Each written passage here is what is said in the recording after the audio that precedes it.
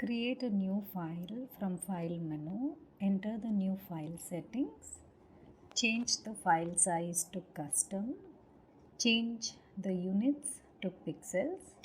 Now type the width and height value equal to 400 pixels. You can keep the background contents either white or transparent. Now double click on the foreground color at the bottom of the toolbox to open the color picker dialog.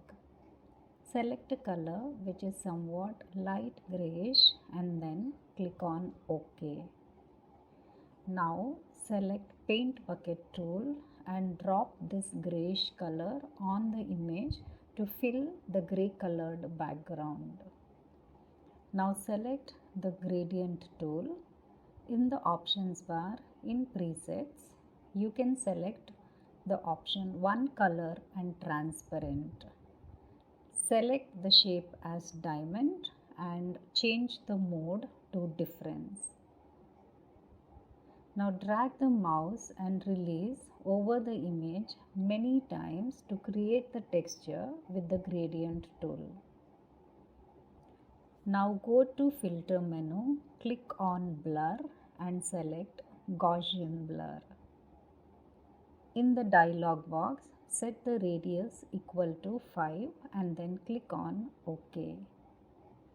Now again go to Filter menu, select Stylize and under Stylize you can select Find Edges. Now you can add a color to your satin texture. Press Ctrl+U in the keyboard to open the Hue Saturation dialog box.